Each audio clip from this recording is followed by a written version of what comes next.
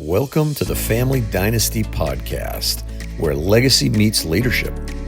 I'm your host, Matt Dewing, family guide, business advisor, and believer in generational purpose. Our aim is to inspire and equip you to lead your family so that together you will experience compounding wealth in all 7 capitals through the generations. Each week we uncover timeless wisdom, cultural dynamics, and practical tools to help you lead with vision, live with intentionality, and build a flourishing family that multiplies in impact. Let's get to work. The dynasty starts now.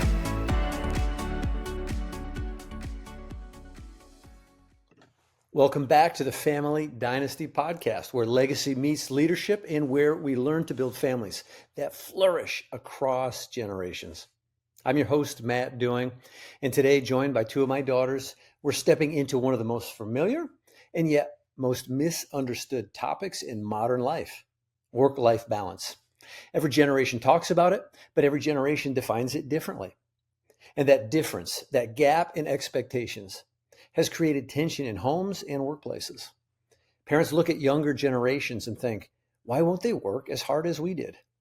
Meanwhile, younger adults look up and say, why sacrifice everything for a career if it costs you the people you love? In this episode, we dive into how each generation arrived at its view of balance, from the silent generation in boomers who saw work as sacrifice, to Gen X, the first to push back toward family time, to millennials who prize flexibility and experience, and now Gen Z, who expects work to blend seamlessly with life. Not right versus wrong, but different stories, different seasons, and different pressures. We'll explore a powerful analogy, the pendulum. Balance isn't a place where life rests. It's the moment we pass through center as we swing between work, family, ministry, recreation, and rest. Real balance isn't about freezing the pendulum in place. It's about learning to manage the swing. We'll talk about the myth of time management. And it's just that, it's a myth. And why we actually manage our priorities. Because when you're clear about what comes first, faith, marriage, family, suddenly the question isn't, am I perfectly balanced? But rather, am I aligned with what matters most in this season? And that brings us to seasons of life. From the grit season of startups and raising children, to the midlife season of mentoring and deepening relationships, to the later years of legacy, wisdom, and fruit. Each season requires something different. Families thrive when they recognize the season they're in instead of pretending every season should look the same. We'll also lean into the tension Scripture presents. On one hand, Proverbs celebrates diligence. The hand of the diligent makes rich. Careful work leads to abundance. Desire without effort leads nowhere. But Proverbs also warns us, don't toil endlessly for wealth. Better a simple meal with love than a feast filled with strife. Riches take wings. Put together, Scripture paints a clear picture. Hard work is virtue, but overwork is a trap. And before we close, I'll give you a simple family conversation starter. Questions you can take to the dinner table to spark healthy dialogue across the generations about what balance really means and what season of life you as a family are living in right now. Because at the end of the day, a house may be built by labor, but a dynasty is built by love. Work may feed today, but relationships nourish generations. Let's dive in. Well, here we are again, another podcast. Welcome back, Elena and Ellie. Yay, thank you. To another Family Dynasty Podcast. Today, we are going to talk about a topic that is just, it's so much of a buzz topic in our culture. And I think more and more with the rising generations, this is work-life balance. Mm-hmm. And there's a lot of tension in the marketplace. There can be tension in family around this concept of work-life balance and how each of us has a different expectation of what that looks like. And so I think it's time we have a discussion about it in the context of dynastic families. All right. So, I think we'll start it off with that. The generational differences. What can we learn about how different generations view life, especially in this area of work-life balance?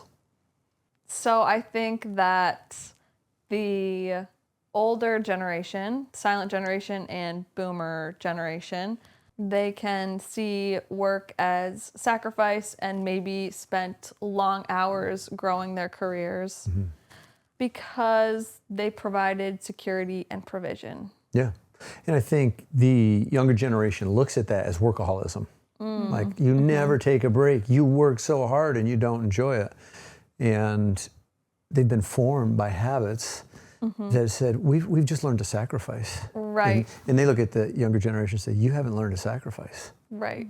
You want all the good things before you've sacrificed to earn them. They might not see how the younger generation might tend to say they want to have a job that makes them feel fulfilled or that they love. And I feel that older generation doesn't maybe come at it from that perspective as often. Suck it up, get a good job. It's going to be hard. Right.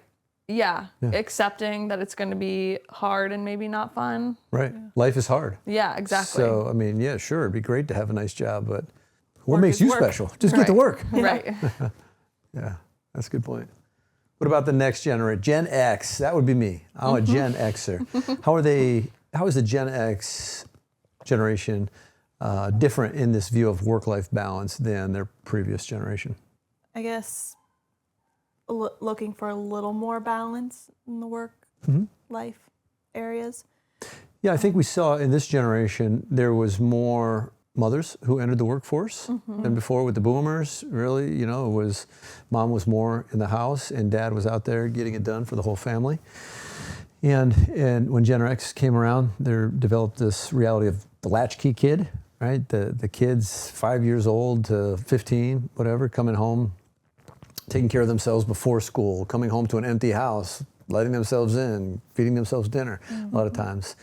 And so in that reality, you had families looking for a little more, stretching for a little more work-life balance, that they'd be able to, be around a little more. Yeah. That makes sense. Yeah. And then we get to millennials, and I don't think Elena. Yeah, Elena, like it's hard to I'm say. on the tail end of it. You could either go millennial or Gen Z because you were born in Technically, she's in millennial though. Yeah. 1996, right? Yeah. You were born in 96, so that's the cutoff. What about the millennial? How is the millennial generation typified? That's a good question. Yeah. Okay. I don't know, because I wouldn't say I'm a typical millennial, so I don't know. No, we have been sure to raise you guys, and this is again why these are stereotypical to a degree. They're typical. There's always outliers in every generation, and it can be very frustrating for someone who has developed a strong work ethic to be told that the millennials are the lazy generation, right? And I don't think we want to classify the millennials as lazy at all, but the millennials have been known that they really want to work out this work-life balance. They want to have more experiences than be tied to a career. They don't see themselves in the same corporation for 30 years and retiring with the gold watch. They want freedom, experience, and they want to be able to have as much free time as possible. Yeah, more flexibility and less commitment, maybe. Yeah, for sure. Which takes us to Gen Z. What do you think with Gen Z? This is you, Ellie. You're a Gen Zer.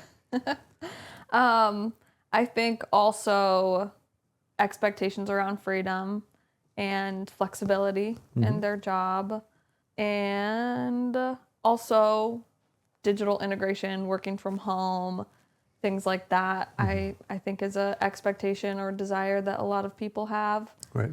And I also see people in my generation like pushing for a 4-day work week or non-traditional, like not being satisfied with a traditional 40-hour work week and instead pushing for something different. Right. Yeah. And I don't think this is broad spectrum, but I see a little bit of like an entitlement attitude where like, I don't want to work weekends. I want to have paid vacation. I want like all these benefits right off the bat instead of starting low with a hard job, long hours, and working up to something. Like they want to jump in with like all these benefits right off the bat. Yeah, in being an employer, you actually see that with a lot of the younger crowd coming out is the expectations are dizzying sometimes. Like, really?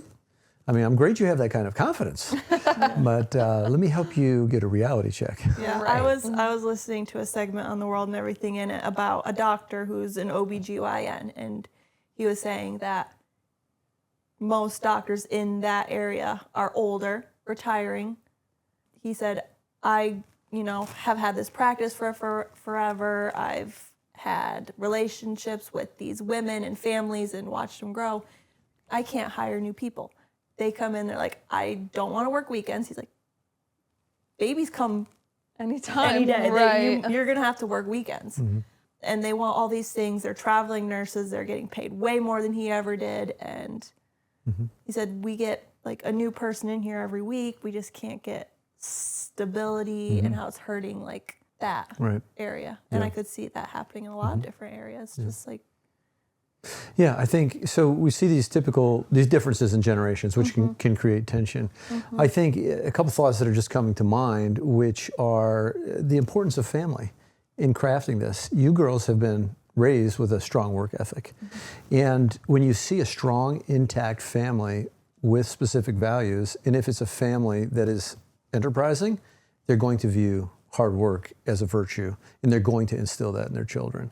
So you're going to, I think you see in enterprising families, in families with a dynastic vision, they're legacy-minded, you're going to see their children as outliers when it comes to embracing hard work, I believe. And I think it's part of the job of matriarchs, patriarchs, mothers and fathers to raise children that don't fit the mold of the current entitlement, attitude. And if my children leave the house to the workplace, I want them to be a blessing to their employer. Right? I know as an employer, we're looking for those people who say, yeah, you know what, I'm young. I have an ideal expectation of what life should be like, but I'm young. I have to prove myself. I know you have to start somewhere. I'm willing to do whatever it takes to earn trust in this organization, to be a blessing to this organization. Put me to work. I remember hearing from someone local who was talking about high turnover rate in their business. And they're like, you know what, I decided I'm just hiring homeschooled kids, farm kids, and Mennonites, because they're the hard workers. They know the value of like putting in a good day's work. There you go. I thought that was interesting. Yeah, Like, it is. I'm tired of these public schoolers. Right. Yeah. It takes me back to, I remember there was someone who spoke at a conference, a fitness professional, and he had a long career of success in the fitness industry. And one of his rubrics for hiring, he would always ask, how old were you when you took your first job?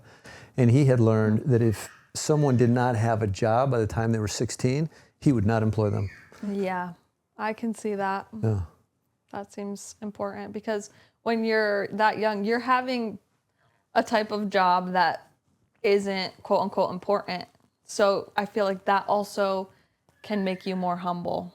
Where I've seen teenagers get to the point where they feel that jobs like that are beneath them. Yeah. And they're waiting until they have credentials so they can get a better job. Get their dream job right off the Right, bat. exactly. Yeah. And I feel that might be a rude awakening to them once they get that job.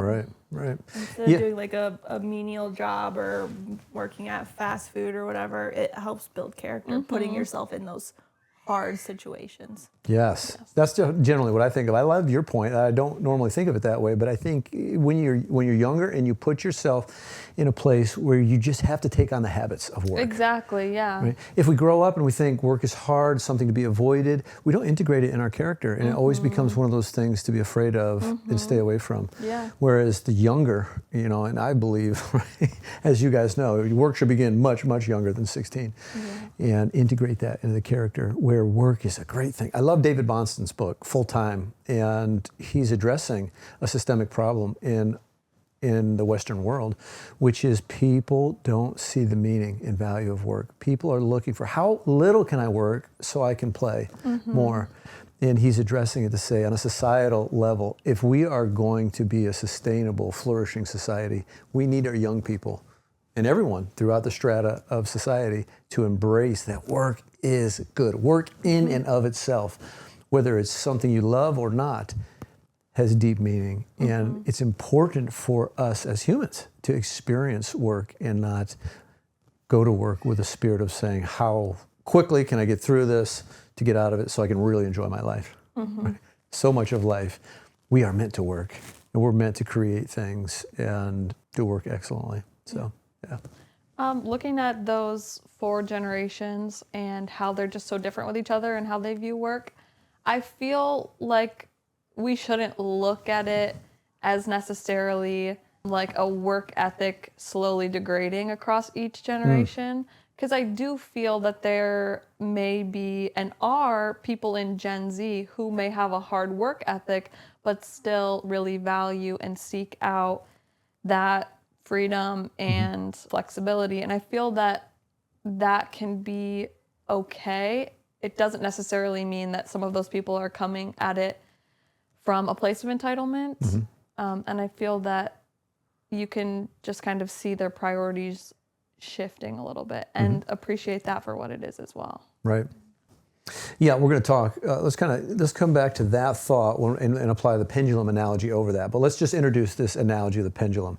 That, you know, we talk about work-life balance, and it's as if we're seeking this existence that is just perfect. I work the perfect amount. I rest the perfect amount. I enjoy my friends and family the perfect amount. Right. And when you take it and think of it as a pendulum in balance, this pendulum in a grandfather clock is always swinging left to right, right to left. And when you think of the balance point of that pendulum, it's at that low point when it's swinging from left to right, right to left. It's moving through that arc, and it hits a point of balance, but it doesn't stay there. I think that's an appropriate way for us to understand our lives. Our lives are in motion, and we will hit balance points if we're self-aware and we realize there are going to be times when I overcommit. I take on too much, and I'm really working too hard. I have to readjust priorities. I have to take things off my plate. And sometimes you can do that to a level where, boy, you know, life is, you know, a little boring. I think I could take on some more responsibilities. I'm not challenging myself enough, and that pendulum can swing again. So I think being willing to be aware of our life and reprioritize when we need to will give us times of balance, but I think it's a fallacy for any one of us to think we can exist in balance. Yeah. Yeah. I agree with that. And so if we lay that thought over what you're talking about, let's face it, in the boomers, in the silent generation, even in every generation, there can be workaholics. There can be people who sacrifice health, relationships, everything, because they're chasing either the feeling of success or money or whatever it is through their occupation, and it can be an unhealthy imbalance. And so I think you see in younger generations, you can see the pain that caused them in relationships, and they say, I don't want that. This workaholism caused a lot of pain. I'm going to go completely the other direction. I'll work enough to keep food on the table, make sure the bills are paid, but I want to make sure I'm prioritizing relationships more than anything. And they may, in that recorrection, they may be unaware to some of the harms that could be going the other way. Right. Yeah, that's something we're kind of dealing with right now. Like, Ian works a really hard job, gets up at 4 every morning and goes to work as a machinist. But, you know, it isn't like the highest paying job. We got enough to pay all our bills and our groceries and everything, but we're not like setting a whole lot aside. And we were talking about it, like, you know, we'd like to invest more in our kids' future, save up if we want to put an addition on our house or something. But he's also like, I asked, are they like offering, if you want to move up in the company, is that an option? He said, yeah, they always have those. But those, you know, when you do that, they ask for another couple hours in the afternoon. Right now, this time is so precious that, you know, he said he gets to come home between 3:30 and 4 and spend the afternoon with Andrew and I. And he's like, I wouldn't want to give up those 2 hours for a little bit of extra money right now. Like, Right. I mean, maybe we'll get to the point where we have to, but it's that work-life balance, like, you know, balancing needs versus family needs. And he's like, right now, this time is precious, and I wouldn't want to trade that for anything. Yeah, fantastic. Yeah. It's- Figuring out that balance. Yeah, which it's such an area that calls for wisdom. And if we don't have to make those decisions in a vacuum, it helps, right? He's processing these things with you, right? And making these decisions. And if we can process them with a spouse, with friends, with other family members, yeah, we can help us discern whether this is, am I just afraid of working a little harder? Or am I saying no to working harder because there's something better that I'm saying yes to? Yeah. And something that I think is really important about what Elena's saying, and something Trey and I have been trying to do, is just always making a habit of coming back to those things. Because right now, as Andrew's growing and you're about to have another baby, like your life is changing so fast.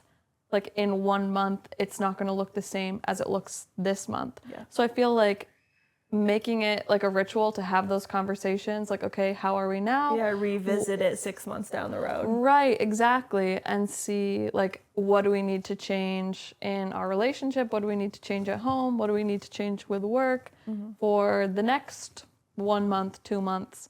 And it doesn't have to be something that's set in stone forever, but it's something that you can keep shifting and shaping, like, as your life continues to change. Depending on your needs, your vision for your future. And Right, so on. yeah. Yeah, that's really good. That's really good.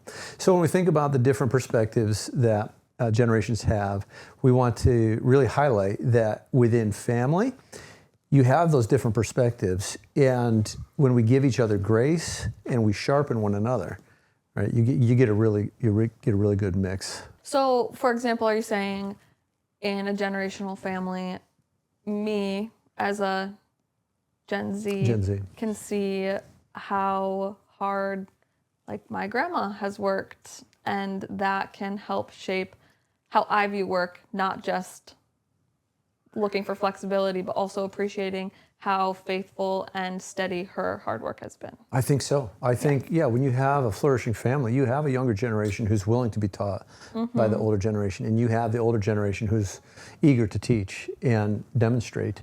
And you're close enough to grandma that it's not just a story you're hearing, you're watching her life. You're seeing how hard your grandmother works, even in her 70s.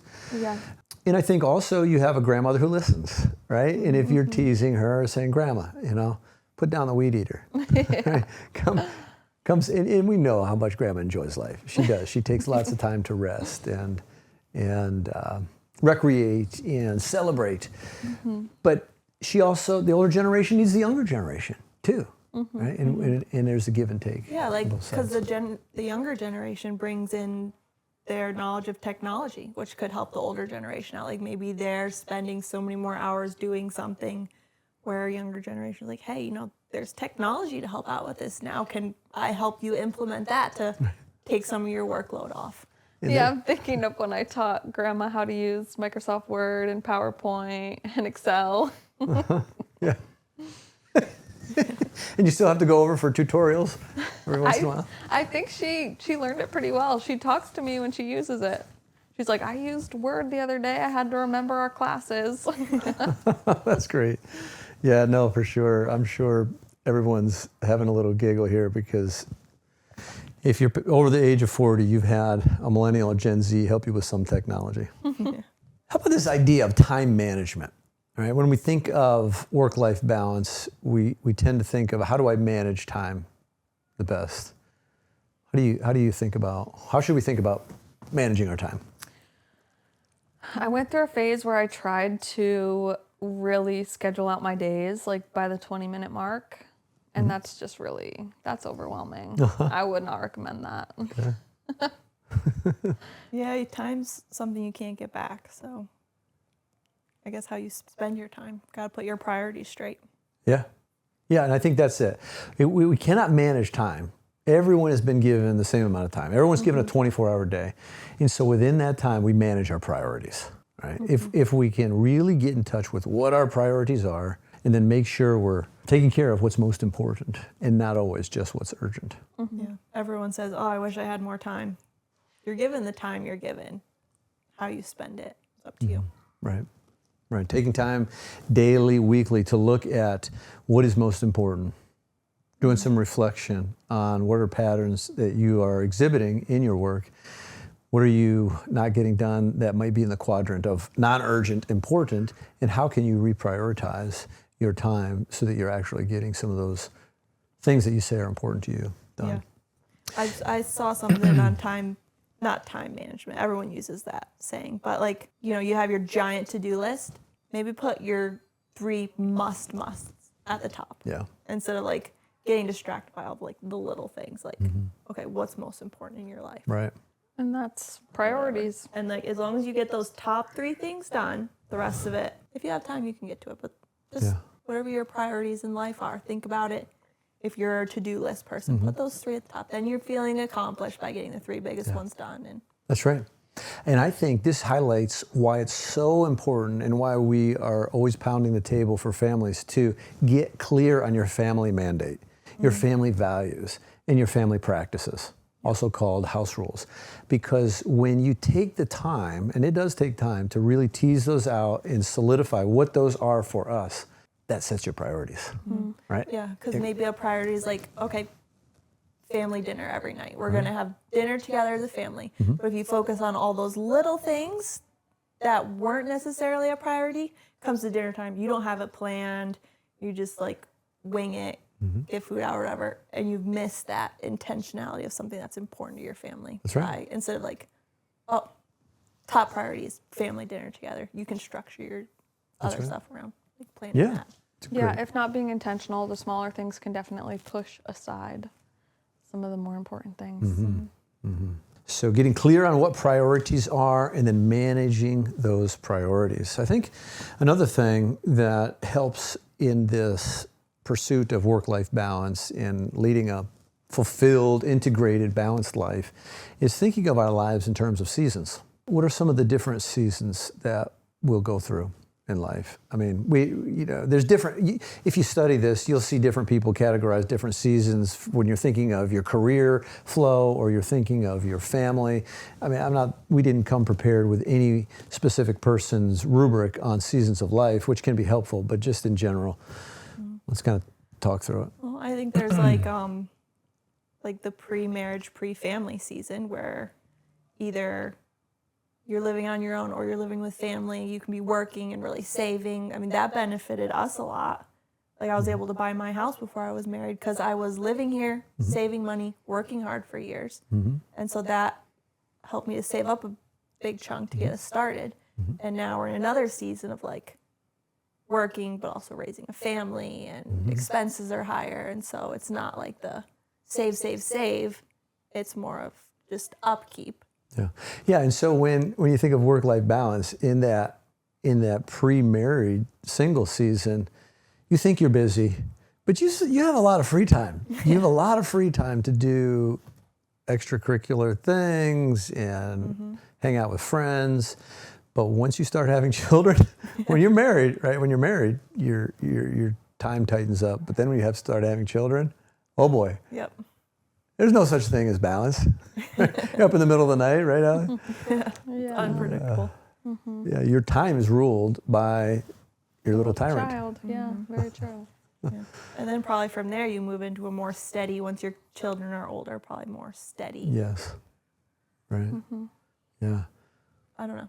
For sure. And then if you push through those career years where it is a grind, the age the season you are in right now, through when your kids are teenagers, it is a grinding season. And there are times when you can, I remember in that season, vacations were so precious because you just, you feel like it's Groundhog Day sometimes because you have responsibilities and you just have to execute. And you've got responsibilities of family and work and your civic or church responsibilities. And it's a lot. It's a lot to handle. And then, you get to vacation. And those vacations are very meaningful. And it's important to guard those at your stage. But I think also what can help is when you're in this season to realize life will not always be like this, right? The season you see Mom and I in now, it's a pretty sweet season. We have responsibilities. There's still some go for sure, but there's a lot more margin. Yeah. Yeah, you're able to reap more of the harvest from the hard working years. That's right. That's right. And you will experience that season too. And then there's like your later years where maybe you're retired, or grandma, grandpa never retire. They still work hard, but you know, it's not work hard to put food on the table necessarily. It's What would you think, you know, in the Old Testament, it would talk about the elders at the city gate. And I remember there was a time, I was young in my career, I had started a private practice, I was growing that practice, I was volunteering in civic organizations, I was volunteering at church, homeschooling the family, and an older, wiser man pulled me aside and challenged me with that and said, there'll be a season for, you know, and now I get to volunteer, you know, on a board that is very missional with something that I believe in, right? I shouldn't have been doing that in my 30s when I'm really needed at home more, and I'm trying to also establish my career and grow my practice. There's a season for being in the city gate, and it is once you get the gray hairs. Right? And so I think that's a word for young people, is not to feel like you need to be volunteering in everything. To realize there'll be a season for that, and don't take best away from your family by giving your best to civic causes or whatever when your family really needs your best. We're talking about work-life balance, right? Work, you know, provide for your family, do the work you need to do, but boy, be there for your family before you give yourself to these other causes. Yeah, don't stretch yourself too thin, even if they're all good. Is it what's best for your family? Right, yeah. Yeah, and I have heard as well, providing for your family is so much more than just financially. For sure.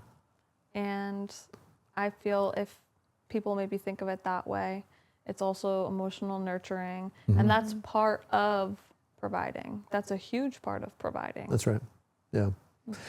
I don't know, maybe you've heard me say, it'd be interesting to just hear any reflections you have. When I started in as an entrepreneur in private practice, I said to your mom, I said, I'd really like to be a success as a business person, but here's my commitment. I will not, I will be a success as your husband and as a father to the children. And if the business fails, so be it. I will hold that loosely, but I only get one chance, and I do not want to fail as your husband and father. And that, setting my priorities straight, helped me. I didn't live them out. There was, frankly, not just weeks and months, there were years where I had to be honest with myself and say, my calendar didn't reflect my priorities. I let work get ahead. I was acting like my career was more important than my family at times. But when I would either be slapped upside the head by some circumstance, or I would have the presence of mind to reflect, those were those priorities to come back to. And I would recenter and refocus my life. And I just thank God that, you know, made it through those seasons with ups and downs, and quite frankly, some decisions that pushed me toward workaholism. But ultimately, you know, God's grace and recovering those priorities would continually bring me back to say, no, you know what, let the business go. I want to be here for the family. Was there any times that what was your experience? Was your experience more, Dad talks a good game, but he's really a workaholic? Or did you see those reprioritized seasons?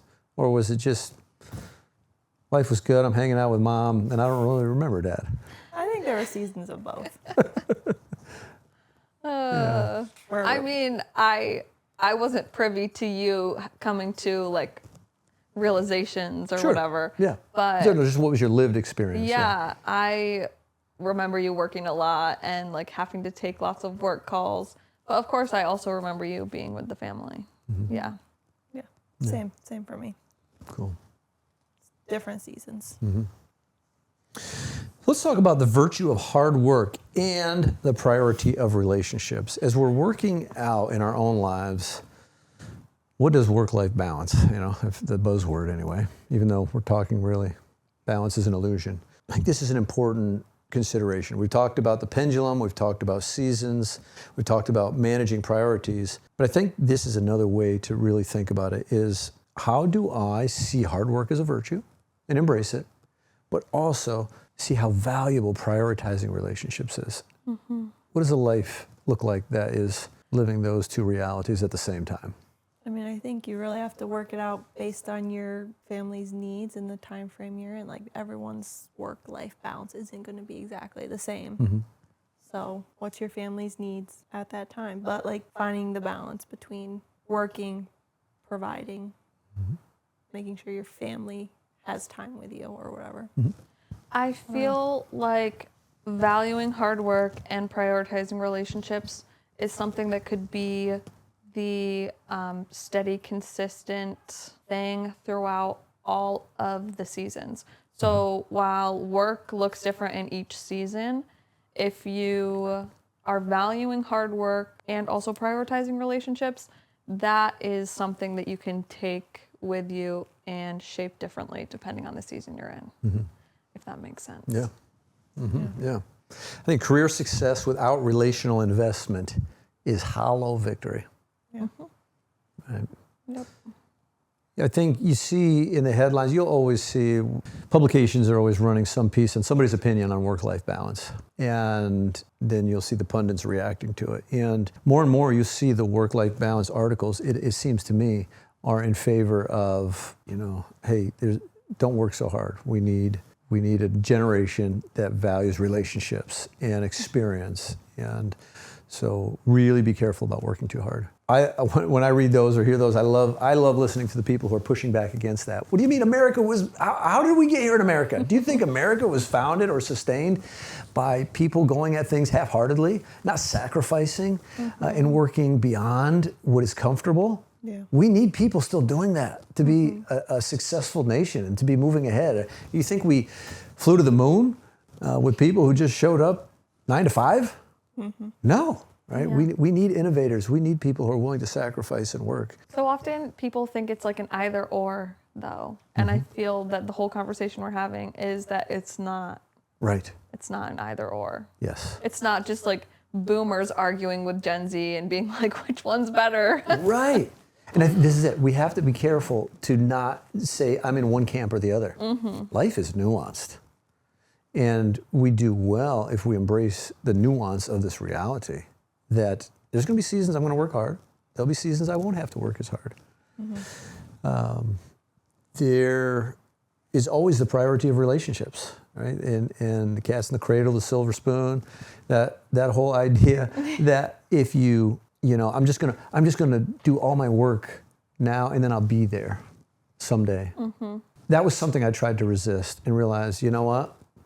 That'll never happen. I need to, as I'm working hard, I need to daily make sure I have some margin for my relationships. Yeah, because your kids grow. Your kids, you're never going to get that time back with them. Like, if you just spend the early years working, it might impact your relationship in a way you don't know. That's right. Yeah, no, I love to see Ian's reflections, right? Yeah, I could go for a promotion. I could stay at work a couple extra hours a day. But how important are those 2 hours with little Andrew right now? Yeah, that's great. Great wisdom in that.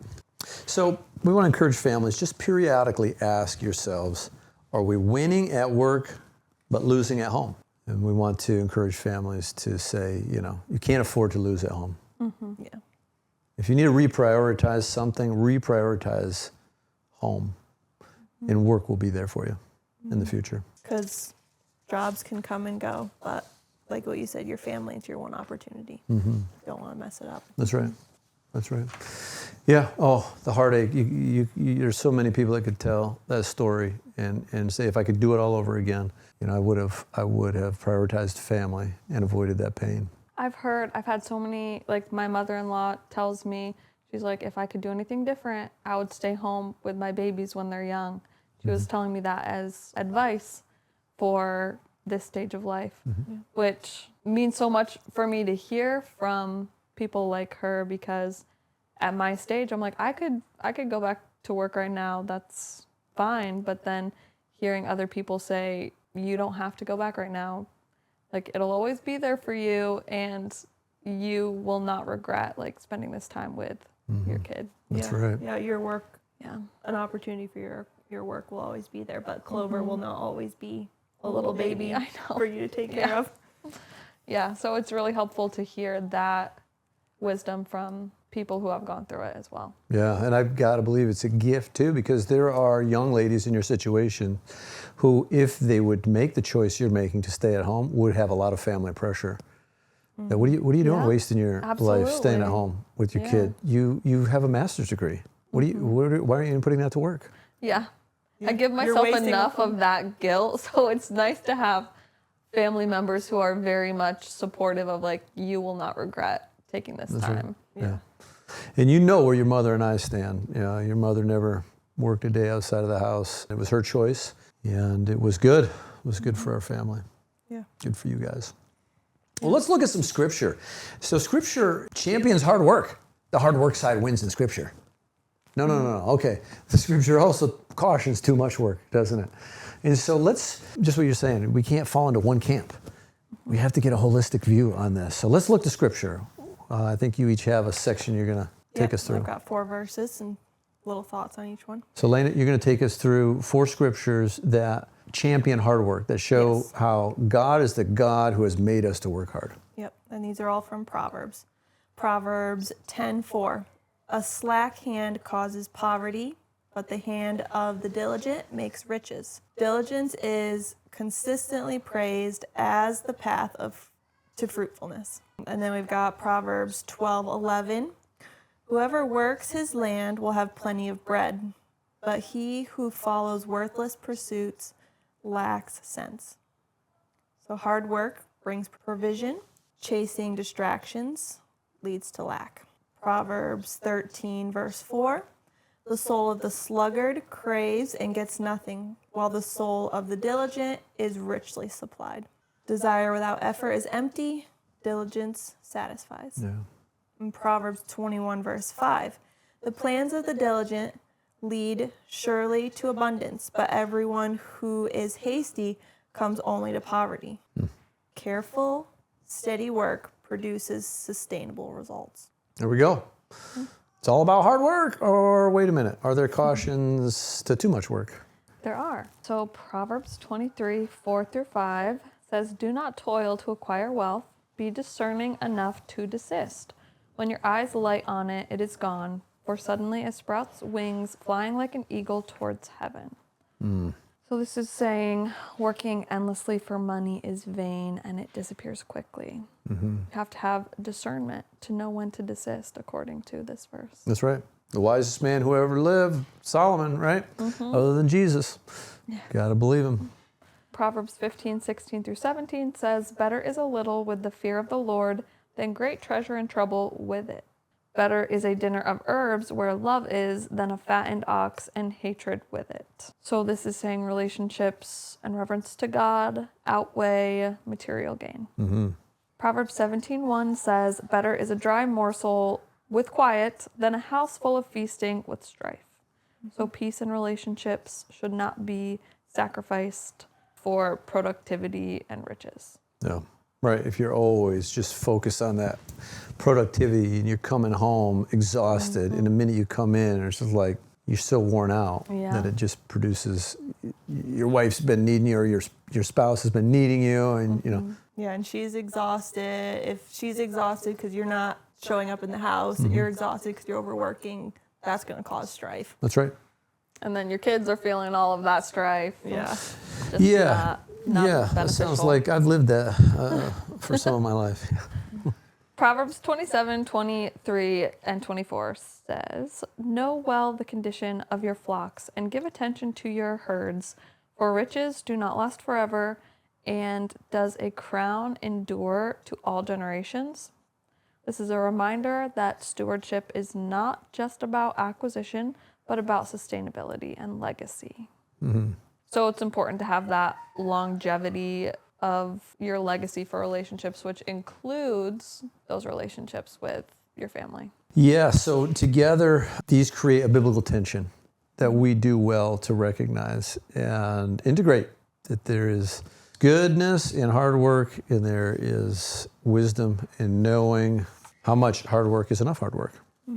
Yeah. It's kind of unfortunate that it wasn't one or the other, though, because it is so much easier sometimes just to choose black and white. But the difficulty is trying to find, I don't want to say balance, but trying to find a space of balance while you go through your life in motion. That's right. That's much harder than just being able to choose one or the other. That's right. Yeah. Yeah, exactly. Hard work is righteous and wise when done with diligence and purpose. Overwork and toil for wealth alone is folly. It sacrifices relationships, peace, and eternal perspective. Work is a gift where overwork is a god. We need to know the difference. So some things that families can do. How about consider a family discussion at the dinner table? And here's 3 questions you might tee up. Ask your family, how do different generations in our family view work-life balance? How do different generations view, kind of like we talked about in general, well, how is that in our family? And then ask, do we see it as static, something we achieve, work-life balance, we achieved it, I'm there, I arrived. Now this new job gives me work-life balance, for instance. Or is it a dynamic thing, something that we manage? And last question for suggested family discussion, what season of life are we in as a family? And how should that change our expectations? Maybe another good question for parents to ask their kid is like, how do you view my work-life balance? Like ask, as a dad or a parent, ask your kids, am I showing up enough for you? Or a husband ask a wife or vice versa. Right. Are we in an okay place? Or how can we do better at this? Or as I want to tell my 10-year-old son, do you realize a couple hundred years ago, at 10 years old, you left the house Monday through Saturday and worked 10-hour days as an apprentice. You think me asking you to do a few chores is getting your life out of balance? Let me give you a checkup from the neck up. Balance is not perfection. It's intentional motion, guided by clear priorities. So I encourage families to get clear on those priorities. Don't get frustrated when life is out of balance. That is just part of our human experience. But don't live in unbalance. Do some reflection. Do some planning. Make some changes. And just be prepared for a life that's going to always be that way. Always be reflecting, reprioritizing, executing. Ellie and Elena, thank you so much for joining me for this discussion. Until next time, God bless. Thank you. All right. Thanks for joining us on the Family Dynasty Podcast, where legacy is built, not just inherited. If today's episode helped you lead your family with greater vision or purpose, share it with someone else who's building a legacy that lasts. And remember, you shall remember the Lord your God, for it is He who gives you the power to get wealth, that He may establish His covenant. Deuteronomy 8:18. Keep building with faith, leading with love, and living for impact. Your family is your greatest calling.